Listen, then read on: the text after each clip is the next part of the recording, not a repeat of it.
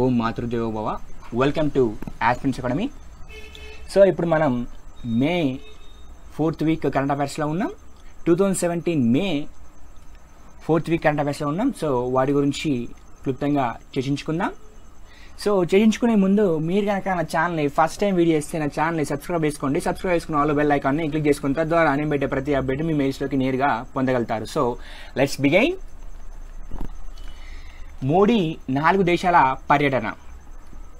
So Modi గారు ఈ 29 నుంచి జూన్ 3 వరకు 4 దేశాలు పర్యటిస్తారు. సో ఆ 4 దేశాలు ఏంటంటే 1 జర్మనీ, 2 స్పెయిన్, 3 రష్యా, 4 ఫ్రాన్స్.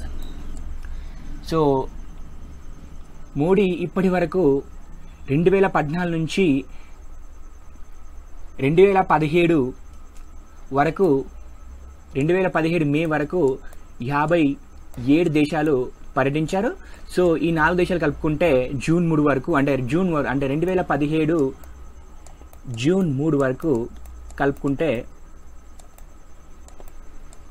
మొత్తం సో 57 ప్లస్ 4 ఎంత 61. సో ఇప్పటి వరకు మోడీ గారు 61 దేశాలు పర్యటించారని చెప్పేసి గుర్తుంచుకోండి. సో ఇక్కడ వచ్చింది కాబట్టి నేను చెప్పడం జరిగింది. సో మోడీ గారు ఇప్పటి వరకు అంటే జూన్ 3 వరకు 61 దేశాలు పర్యటించారు. సో ఇక్కడ ఇంకొక విషయం ఏంటంటే సో జూన్ 2న రష్యా వెళ్ళినారు. సో ఈ జూన్ 2 నాటికి రష్యాతో దౌత్య సంబంధాలు ఏర్పడి 70 సంవత్సరాలు అవుతుంది. సో ఇక్కడ అండర్లైన్ చేయడం జరుగుతుంది. సో నేను మరీ అండర్లైన్ చేస్తాను, ఎందుకంటే ఈ జూన్ 2 వరకు రష్యాతో దౌత్య సంబంధాలు ఏర్పడి 70 సంవత్సరాలు అవుతుందని చెప్పేసి గుర్తుంచుకోండి. సో ఎగ్జామ్ పాయింట్ ఆఫ్ వ్యూలో ఇలాంటివే అవుతుంది అనమాట. సో ఎలా ఆడతారంటే ఈ క్రింది వాటిలో మోడీ గారు పర్యటించిన దేశాల్లో ఇటీవల దౌత్య సంబంధాలు ఏర్పడి ఏ దేశం 70 సంవత్సరాలు పూర్తి చేసుకుంది. సో ఇలా ఇవ్వడం జరుగుతుంది. ఇలాంటి జాగ్రత్త, be careful. And next so అత్యున్నత శిఖరం 6 సార్లు పాదకృతం. సో ఎవరెస్ట్ శిఖరం 6 సార్లు అధిరోహించిన తొలి భారతీయుడు ఎవరంటే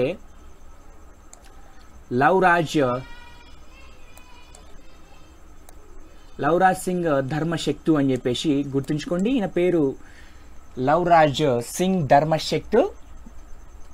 6 సార్లు ఎవరెస్ట్ శిఖరాన్ని ఈయన అధిరోహించారు. ఈయనది ఉత్తరాఖండ్. ఈయన BSF అధికారి. BSF అంటే బార్డర్ సెక్యూరిటీ ఫోర్స్. సో ఈయన మొదటిసారిగా 1998లో ఎవరెస్ట్ శిఖరాన్ని అధిరోహించారు. తర్వాత 2008లో, 2009లో, 2012లో, 2013లో ఇక్కడ స్పెల్లింగ్ మిస్టేక్, 2013లో అధిరోహించారు. సో రీసెంట్గా 2017లో. సో మొత్తానికి 6 సార్లు ఎవరెస్ట్ శిఖరాన్ని అధిరోహించిన తొలి భారతీయుడు ఎవరంటే లవ్రాజ్ సింగ్ ధర్మశక్తు. ఇంకో విషయం, ఇతను పద్మశ్రీ అవార్డు కూడా గ్రహీత. సో మనకు ఎగ్జామ్ పాయింట్ ఆఫ్ వ్యూలో ప్రతిదీ ఇంపార్టెంట్. ఇక్కడ ఎన్ని మెన్షన్ చేసిన అంటే సో అతనికి పద్మశ్రీ అవార్డు ఎందుకంటే 6 సార్లు అధిరోహించిన తొలి భారతీయుడు కాబట్టి ఆయనకు సంబంధించిన ప్రతి విషయాన్ని కూడా క్షుణ్ణంగా చూడాల్సి వస్తుంది కాబట్టి ఇక్కడ మనం చర్చించాల్సి వస్తుంది. నెక్స్ట్ ఏపీ నాటకరంగ చైర్మన్గా గుమ్మడి గోపాలకృష్ణ నియమితులయ్యారని చెప్పేసి గుర్తుంచుకోండి. సో ఏపీ నాటకరంగ చైర్మన్ ఎవరంటే గుమ్మడి గోపాలకృష్ణ అని చెప్పేసి గుర్తుంచుకోండి. నెక్స్ట్ శాస్త్రవేత్తలు గాజు లాంటి చర్మం కలిగిన కప్పను గుర్తించారు. సో ఇది ఎక్కడ గుర్తించారంటే ఈక్వేటర్ అమెజాన్ అడవుల్లో గుర్తించారు. సో దీని పేరు వచ్చేసి దీని పేరు వచ్చేసి హాలినో బ్యాటాషియం యాకు అని చెప్పేసి గుర్తుంచుకోండి. ఈ కప్ప పేరు హాలినో బ్యాటాషియం యాకు అని చెప్పేసి గుర్తుంచుకోండి. సో దీని స్పెషాలిటీ ఏంటంటే, ఈ కప్ప స్పెషాలిటీ ఏంటంటే గుండెతో సహా చర్మంలోని ప్రతి అవయవం ఇక్కడ స్పష్టంగా మనకు కనిపిస్తుంది. సో ఇది స్పెషాలిటీ, ఈ హాలినో బ్యాటాషియం యాకు స్పెషాలిటీ అని చెప్పేసి గుర్తుంచుకోండి. సో ఇది మనకు సైన్స్ అండ్ టెక్నాలజీలో యూజ్ అవుతుంది. సో ఇది నెక్స్ట్ సో ఒంటరి మహిళకు ఆర్థిక భృతి. సో ఎవరైతే తెలంగాణలో ఒంటరి మహిళలు ఉంటారో వారికి తెలంగాణ రాష్ట్ర ప్రభుత్వం ఆర్థిక భృతి ఇవ్వనుంది. సో మొత్తం దీని ద్వారా ఎంతమంది ప్రయోజనం పొందుతున్నారంటే 1,09,232 ఒంటరి మహిళలు దీని ద్వారా ప్రయోజనం పొందుతున్నారు. సో దీనికి గాను తెలంగాణ రాష్ట్ర ప్రభుత్వం ఎన్ని నిధులు విడుదల చేసిందంటే 49.37 కోట్లు విడుదల చేసిందని చెప్పేసి గుర్తుంచుకోండి. ఇది జూన్ 2 నుంచి అమల్లోకి వస్తుంది. నెక్స్ట్ భారత్కి స్పెన్సింగ్లో స్వర్ణం. సో స్పెన్సింగ్ అంటే ఏం లేదు, మీరు బిర్లా సినిమా చూడొచ్చు, అక్కడ అనుష్క నెక్స్ట్ ఇంకొక హీరోయిన్ పేరు ఏదో ఉంది. సో వాళ్ళిద్దరూ కత్తితో ఫైట్ చేస్తూ ఉంటారు ఒక సూట్ వేసుకొని. సో అది ఫెన్సింగ్. సో ఇక్కడ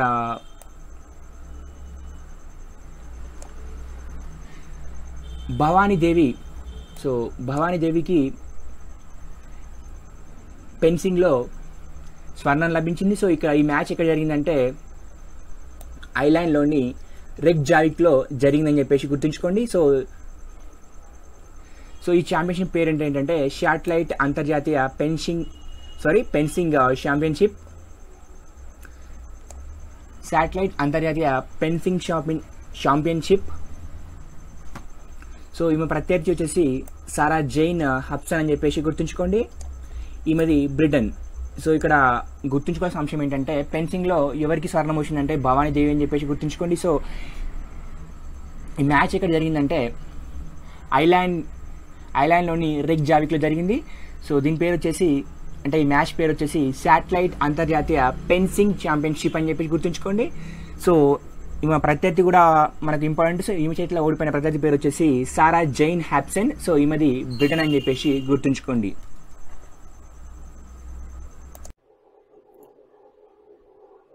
టాటా సన్స్ సిఎఫ్ఓగా Saurabh, Tata Sons chief financial ఆఫీసర్గా సౌరభ్ అంగర్వాల్ నియమితులయ్యారు. ఇంతకుముందు ఇతను ఆదిత్య బిర్లా గ్రూప్లో స్ట్రాటజీ హెడ్గా ఉన్నారు.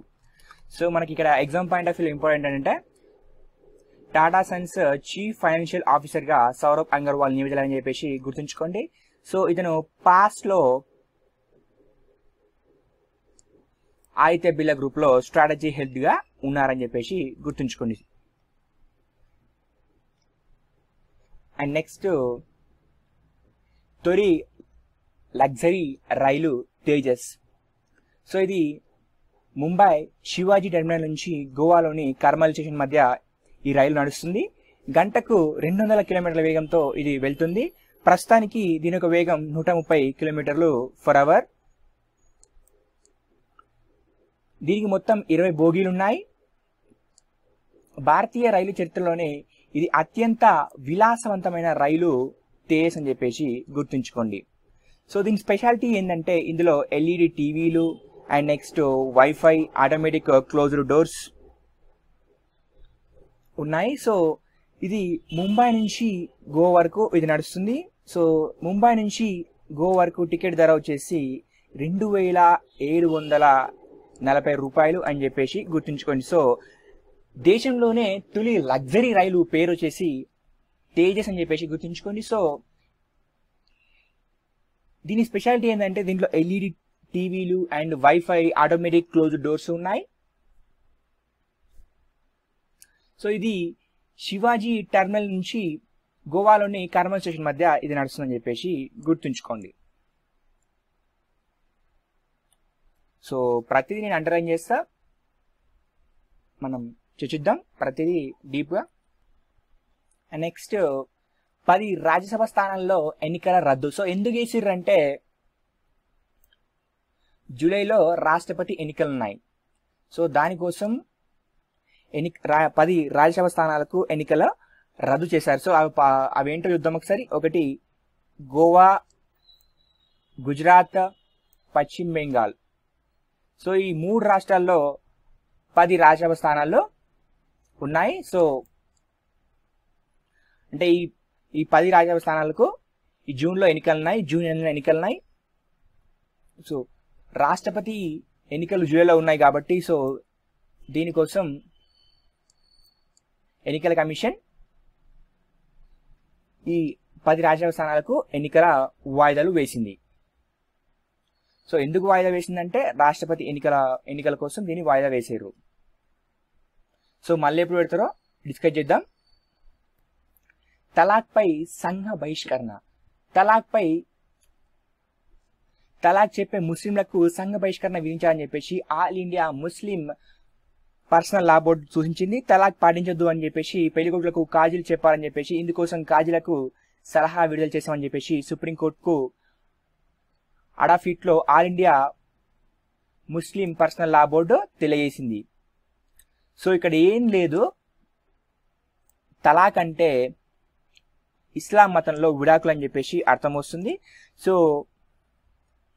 ఇస్లాం మతంలో ఒక భర్త తన భార్యతో తలాక్ అని చెప్పేసి 3 సార్లు అంటే ఆ వివాహ వ్యవస్థ రద్దవుతుందని చెప్పేసి గుర్తుంచుకోండి. సో ఇది బహిష్కరిస్తున్నా అని చెప్పేసి ముస్లిం పర్సనల్ లా బోర్డు సూచించింది. సో దీన్ని బహిష్కరించాలని చెప్పేసి సూచించింది. సో బహిష్కరిస్తామని చెప్పేసి ముస్లిం పర్సనల్ లా బోర్డు సుప్రీంకోర్టుకు తెలియజేసింది. నెక్స్ట్ ముచ్చటగా 3వ ఐపీఎల్ విజేత ముంబై ఇండియన్స్. సో ఐపీఎల్ అంటే ఇండియన్ ప్రీమియర్ లీగ్. సో ఈ టైటిల్ని ముంబై ఇండియన్స్ 3వ సొంతం చేసుకున్నారు. సో ఇంతకుముందు 2013, 2015లో ఈ టైటిల్ను ముంబై ఇండియన్స్ సొంతం చేసుకున్నారు. సో ఇది 10వ ఐపీఎల్ అని చెప్పేసి గుర్తుంచుకోండి. సో ఇది 10వ ఐపీఎల్. సో 10వ ఐపీఎల్ విన్నర్ వచ్చేసి ముంబై ఇండియన్స్ అని చెప్పేసి గుర్తుంచుకోండి. సో దీని యొక్క ఓనర్ వచ్చేసి నీతూ అంబానీ. సో ఈ ఐపీఎల్ని ఎవరు ప్రారంభించారంటే 2008లో లలిత్ మోడీ ప్రారంభించారు. Next Asia youth athletic championship 10 కిలోమీటర్ల నడక విభాగంలో సంజయ్ కుమార్ కి స్వర్ణం లభించింది. సంజయ్ 45 నిమిషాల 30 సెకండ్ల 39 మిల్లీ సెకండ్లలో తన గమ్యాన్ని పూర్తి చేశాడు. సో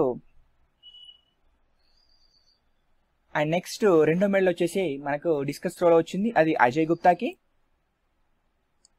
అజయ్ గుప్తా 56.47 మీటర్లు విసిరి రికార్డు నెలకొల్పారు. అండ్ సాహిల్ సల్వాల్ కి సిల్వర్ మెడల్ వచ్చింది ఇదే డిస్కస్ త్రోలో. సో అతనింత విసిరాడంటే 54.58 మీటర్లు అని చెప్పేసి గుర్తుంచుకోండి. సో మొత్తం భారత్కి 4 స్వర్ణాలు, 4 silver medals and 3 browns medals వచ్చాయని చెప్పేసి గుర్తుంచుకోండి. సో ఈ టోర్నీ బ్యాంకాక్ లో జరిగింది. So Asia youth athletics championship ఎక్కడ జరిగిందంటే బ్యాంకాక్ లో జరిగింది. మనకు 4 గోల్డ్ మెడల్స్ వచ్చాయి. 10 కిలోమీటర్ల నడక విభాగంలో సంజయ్ కుమార్ కి స్వర్ణం వచ్చింది అండ్ డిస్కస్ త్రోలో అజయ్ గుప్తాకి వచ్చింది. సాహిల్ సల్వాల్ కి డిస్కస్ త్రోలో సిల్వర్ మెడల్ వచ్చిందని చెప్పేసి గుర్తుంచుకోండి. సో ఈ టోర్నీ ఎక్కడ జరిగిందంటే బ్యాంకాక్ లో జరిగిందని చెప్పేసి గుర్తుంచుకోండి. మే 24 నాటికి నక్సల్స్ బరి 50 సంవత్సరాలు పూర్తి చేసుకుంది. సో అసలు నక్సల్స్ బరి అంటే ఏంటి ఇప్పుడు మనం చూద్దాం. సో ఇది వెస్ట్ బెంగాల్లో ఒక గ్రామం. ఇక్కడ 1967 మే 24న అణచివేతకు వ్యతిరేకంగా పోరాటం జరిగింది. సో మే 24 నాటికి 50 సంవత్సరాలు పూర్తి చేసుకుంది ఈ పోరాటం. సో దీనికి నాయకత్వం వహించింది ఎవరంటే సిపిఎం నేతలు చారు మంజుదార్, కారు సన్యాల్ ఈ రైతు పోరాటానికి నాయకత్వం వహించారు. భూ పోరాట ఉద్యమం బీహార్, ఒరిస్సా, ఆంధ్రప్రదేశ్లకు వ్యాపించిందని చెప్పేసి గుర్తుంచుకోండి. సో నక్సల్స్ పోరాట బరిలో శాంతి ముండా అనే గిరిజన మహిళ నాయకత్వం కూడా మొదలైందని చెప్పేసి గుర్తుంచుకోండి. సో మనకు ఎప్పుడు అవసరం పూర్తి చేసుకుందంటే మే 24న అని చెప్పేసి గుర్తుంచుకోండి. సో ఎక్కడ ప్రారంభమైందంటే ఈ ఉద్యమం నక్సల్స్ వెస్ట్ బెంగాల్లోని నక్సల్స్ బరి. సో ఇక్కడ ఏంటంటే సో అక్కడ భూములు తీసుకోవడం జరిగింది. సో జమీందారులు అట్టడుగు వర్గాల భూములను స్వాధీనం చేసుకోవడం జరిగింది. సో వారికి వ్యతిరేకంగా, ఆ అణచివేతకు వ్యతిరేకంగా మొదలైన పోరాటమే నక్సల్స్ బరి పోరాటం అని చెప్పేసి గుర్తుంచుకోండి. సో ఇది మే 24 నాటికి 50 సంవత్సరాలు పూర్తి చేసుకుందని చెప్పేసి ఇక్కడ గుర్తుంచుకోండి. అండ్ నెక్స్ట్ సియాచిన్ పై పాక్ యుద్ధ విమానాలు. సో సియాచిన్ ప్రపంచంలో అత్యంత ఎత్తైన యుద్ధ క్షేత్రం అని చెప్పేసి గుర్తుంచుకోండి. సో ఇక్కడ పాక్ యుద్ధ విమానాలు చక్కర్లు చేశాయని చెప్పేసి పాక్ మీడియాలో ప్రసారమైంది. సో ఇదంతా వాస్తవం కాదని చెప్పేసి దీన్ని భారత్ ఖండించిందని చెప్పేసి గుర్తుంచుకోండి. సో ఇక్కడ ఇది ఇంపార్టెంట్ కాదు, జస్ట్ ఇక్కడ చెప్పిన. కాకపోతే ఏంటంటే ఇక్కడ ఇంపార్టెంట్ పాయింట్ ఏంటంటే ప్రపంచంలో అత్యంత ఎత్తైన యుద్ధ క్షేత్రం వచ్చేసి సియాచిన్ గ్లేసియార్ అని చెప్పేసి గుర్తించండి. సియాచిన్ గ్లేసియార్ అని చెప్పేసి గుర్తుంచుకోండి. ప్రపంచంలో అత్యంత ఎత్తైన యుద్ధ క్షేత్రం సియాచిన్ గ్లేసియార్ అని చెప్పేసి గుర్తుంచుకోండి. And next International Fertilizer Association కి చైర్మన్ గా Rakesh Kapoor. So Rakesh Kapoor International Fertilizer Association కి చైర్మన్ గా ఎన్నికయ్యారు. ఇంతకుముందు ఇతను ఇండియన్ ఫర్టిలైజర్ అసోసియేషన్ కి చైర్మన్ గా ఉన్నారు. ఇలా ఇంటర్నేషనల్ ఫర్టిలైజర్ అసోసియేషన్ కి చైర్మన్ గా ఆయన భారతీయుడు, ఈయన 3వ వ్యక్తి కావడం విశేషం. ఇంటర్నేషనల్ ఫర్టిలైజర్ అసోసియేషన్ లో 500 మంది మొత్తం సభ్యులు ఉంటారు. సో ఇందులో భారత్ నుంచి 24 మంది ఉన్నారని చెప్పేసి గుర్తుంచుకోండి. సో ఈ ఇంటర్నేషనల్ ఫర్టిలైజర్ అసోసియేషన్ లో 500 మంది ఉంటారు. ఇందులో భారత్ నుంచి 24 మంది సభ్యులుగా ఉన్నారని చెప్పేసి గుర్తుంచుకోండి. సో ఇక్కడ ఇంపార్టెంట్ ఏంటంటే Rakesh Kapoor International Fertilizer Association కి చైర్మన్ గా ఉన్నారు. సో ఇంతకుముందు ఇతను ఇండియన్ ఫర్టిలైజర్ అసోసియేషన్ కి చైర్మన్ గా వ్యవహరించారు. సో ఇలా మనం వ్యవహరించడం భారత్ నుంచి ఈయన 3వ వ్యక్తి అని చెప్పేసి గుర్తుంచుకోండి. అండ్ నెక్స్ట్ కాకి రాఘవరెడ్డికి ఉత్తమ సేవా అవార్డు. అమెరికాలో సేవలు అందించినందుకు గాను సూర్యాపేట జిల్లా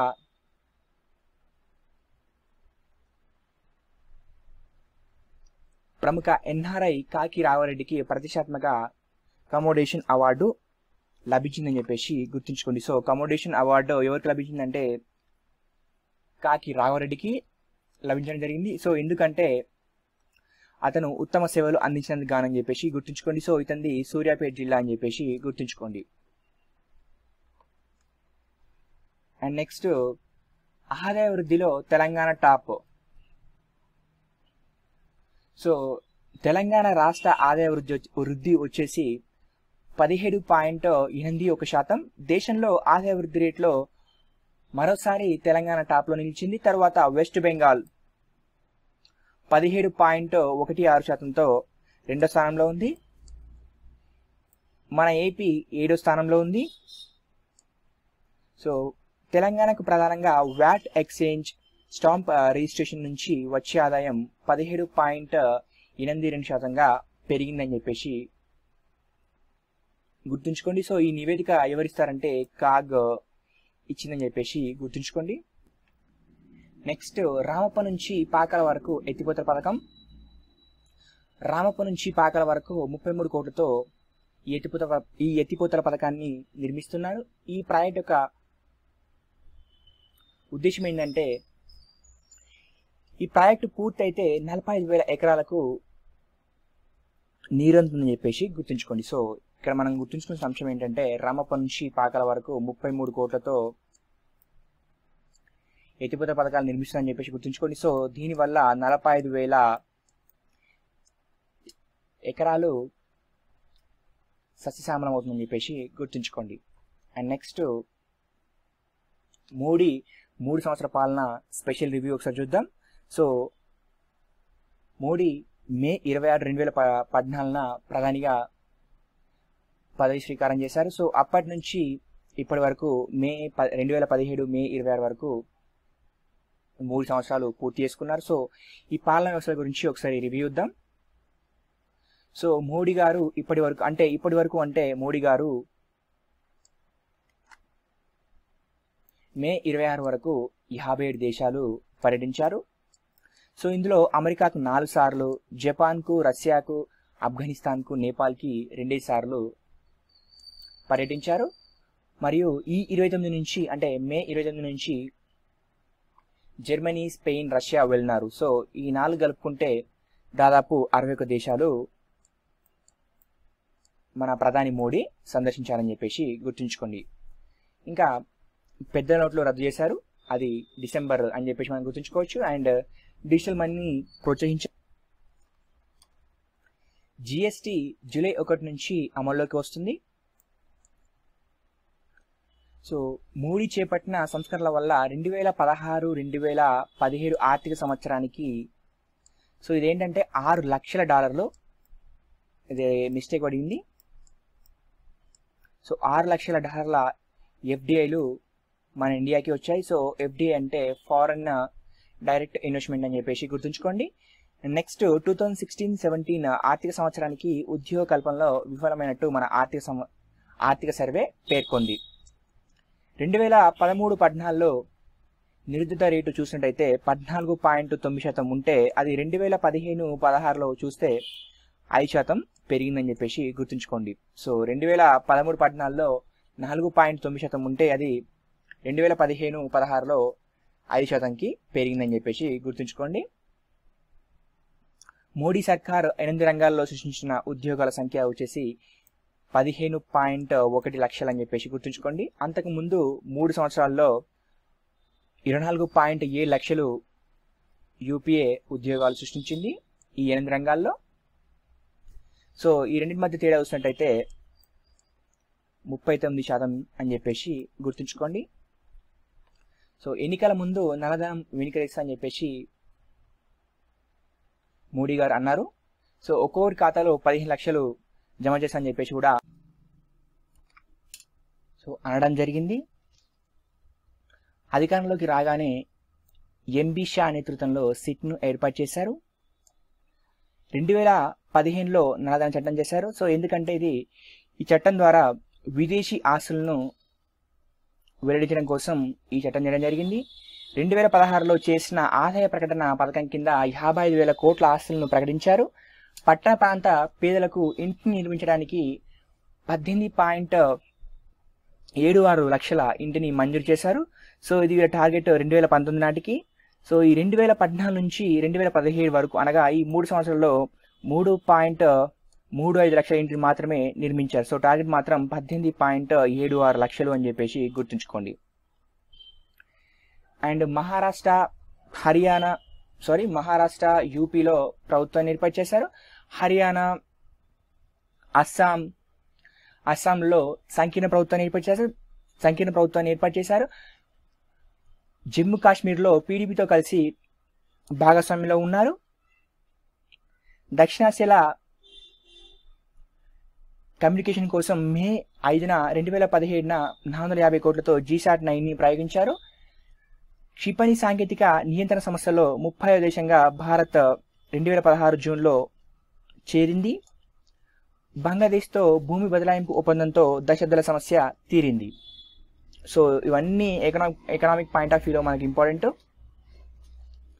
అండ్ నెక్స్ట్ యోగాకు 1000 పార్కులు. సో దేశవ్యాప్తంగా యోగాకు 1000 పార్కులు ఏర్పాటు చేయాలని చెప్పేసి కేంద్రం యోచిస్తుంది. సో కేంద్ర ఆయుష్ శాఖ యోచిస్తుంది. సో ఈ సంవత్సరం అంతర్జాతీయ యోగా దినోత్సవం లక్నాపూర్లో జరగనుంది. సో అంతర్జాతీయ యోగా దినోత్సవం జూన్ 21న అని చెప్పేసి గుర్తుంచుకోండి. సో జూన్ 21 అంతర్జాతీయ యోగా దినోత్సవం అని చెప్పేసి గుర్తుంచుకోండి. అండ్ నెక్స్ట్ IAMAE చైర్మన్ గా రాజన్ ఆనందన్. సో ఇంతకుముందు ఇతను గూగుల్ వైస్ ప్రెసిడెంట్గా పనిచేశారు. తాజాగా international and mobile association of India చైర్మన్గా నియమితులయ్యారు. సో ఇక్కడ స్పెల్లింగ్ తప్పబడింది. సో చైర్మన్ ఇది. సో ఇతను ప్రముఖ మ్యూజిక్ యాప్ సావన్ సహ వ్యవస్థాపకులు అని చెప్పేసి గుర్తుంచుకోండి. అండ్ నెక్స్ట్ తొలి వన్డేలో ఇంగ్లాండ్ గెలుపు. సో దక్షిణాసియాలో జరుగుతున్న 3 వన్డే సిరీస్లలో ఇంగ్లాండ్ తొలి బోని కొట్టింది. సో తొలి వన్డేలో దక్షిణాసియాను ఇంగ్లాండ్ 72 పరుగులతో తేడాతో చిత్తు చేసింది. సో మోర్గన్ సెంచరీ చేశారని చెప్పేసి గుర్తుంచుకోండి. సో ఇది మొత్తం 3 వన్డేల సిరీస్. తొలి వన్డే మాత్రం ఇంగ్లాండ్ గెలిచింది. సో 72 పరుగులతో తేడాతో గెలిచింది. సో మోర్గన్ సెంచరీ చేశారని చెప్పేసి గుర్తుంచుకోండి. అండ్ ఏపీ ఫిక్కీకి స్మార్ట్ పోలీసింగ్ అవార్డు. రాష్ట్ర పోలీస్ శాఖకు 2 విభాగాల్లో స్మార్ట్ పోలీసింగ్ అవార్డులు లభించాయి. సో ఈ అవార్డును ఫెడరేషన్ ఛాంబర్ ఆఫ్ కామర్స్ ఇచ్చింది. సో దీన్ని ఇంగ్లీష్లో షార్ట్కట్లో ఫిక్కీ అనడం జరుగుతుంది. సో ఫిక్కీ అంటే ఏం లేదు, ఫుల్ ఫామ్ వచ్చేసి ఫెడరేషన్ ఛాంబర్ ఆఫ్ కామర్స్ అని చెప్పేసి గుర్తుంచుకోండి. సో ఏ విభాగాల్లో అంటే కోర్టు పర్యవేక్షణ అండ్ నెక్స్ట్ ఈ ట్రాఫికింగ్ విభాగాల్లో ఇవ్వడం జరిగింది. సో ఎవరిస్తారంటే ఫిక్కీ ఇస్తుందని చెప్పేసి గుర్తుంచుకోండి. సో ఎవరికి వచ్చిందంటే ఏపీ స్మార్ట్ పోలీసింగ్కి అని చెప్పేసి గుర్తుంచుకోండి. అండ్ నెక్స్ట్ గ్లోబల్ కాంపిటేటివ్ ఇండెక్స్లో ఏపీకి 36వ ర్యాంక్, అలాగే మన ఇండియా చూస్తే 39వ ర్యాంక్ అని చెప్పేసి గుర్తుంచుకోండి. సో ఇది మనకు ఎకనామిక్ పాయింట్ ఆఫ్ వ్యూలో ఇంపార్టెంట్. అండ్ నెక్స్ట్ పశువధకు చెక్. సో దీని ప్రకారం ఏంటంటే సంతాల్లో ఆవులు, గేదె అండ్ ఒంటె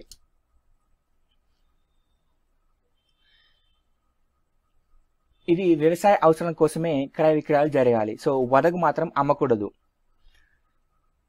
సో ఒకవేళ అమ్మరాదు, ఒకవేళ వ్యవసాయ అవసరాల కోసం అమ్మితే సంబంధిత వైద్య అధికారికి అండ్ సంబంధిత ప్రాంతీయ రెవెన్యూ అధికారికి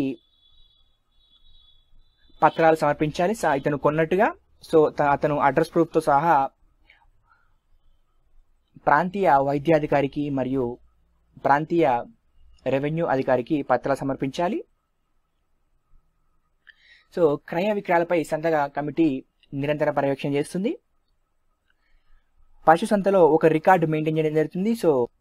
సో ఈ రికార్డును కేంద్రం 6 నెలలకు ఒకసారి పర్యవేక్షిస్తుందని చెప్పేసి గుర్తుంచుకోండి.